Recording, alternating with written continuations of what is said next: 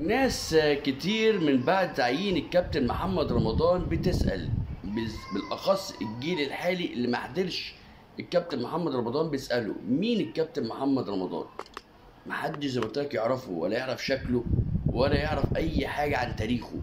الكابتن محمد رمضان ده صورته اهوت عشان الناس اللي مش عارفاه الناس تعرفه. كابتن محمد رمضان شغل قبل كده منصب مدير الكرة من فترة كبيرة، وكمان كان لاعب داخل النادي الاهلي في سنة 89 ل 94 وكان في مركز الهداف. ولعب من قبله، كان قبل ما يجي النادي الاهلي كان بيلعب في نادي الترسانة. اخر مباراة لكابتن محمد رمضان كانت امام نادي الاسماعيلي، وجاب فيها هاتريك في موسم 94 جاب فيها هاتريك، وساعتها فاز النادي الاهلي على نادي الاسماعيلي في موسم 94 4-3، وفاز ساعتها بلقب الدوري، وكان هداف من هدافي النادي الاهلي، وجاب مع 67 هدف مع النادي الاهلي في خلال مسيرته مع النادي الاهلي.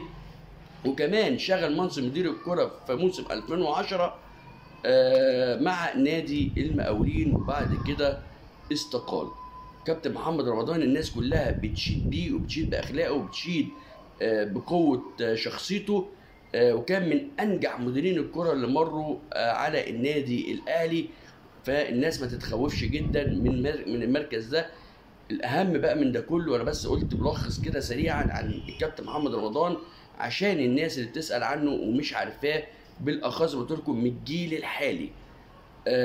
لان في ناس حتى كلمتني وبدات تتصل بيا وتقول لي هو مين محمد رمضان؟ الناس اللي هي زي ما قلت لكم الجيل الحالي لسه الشباب الصغيره محدش يعرف مين محمد رمضان.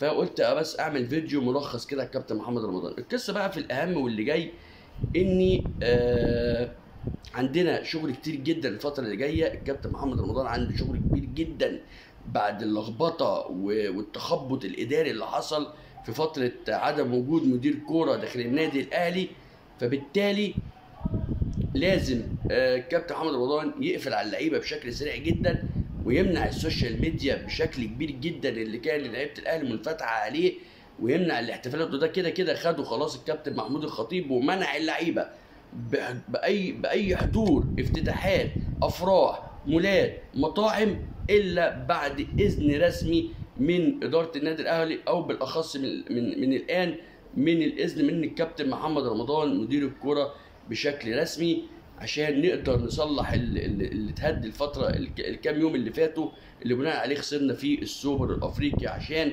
داخلين على بطولتين مهمين جدا جدا خلال هذا الشهر، وهو بطولة السوبر المصري يوم 20 اللي جاي امام سيراميكا كليوباترا، وكمان عندنا مباراة العين يوم 29. فدول بطولتين مهمين جدا، مش عاوزين نهدم ونهد في فرقة النادي الاهلي.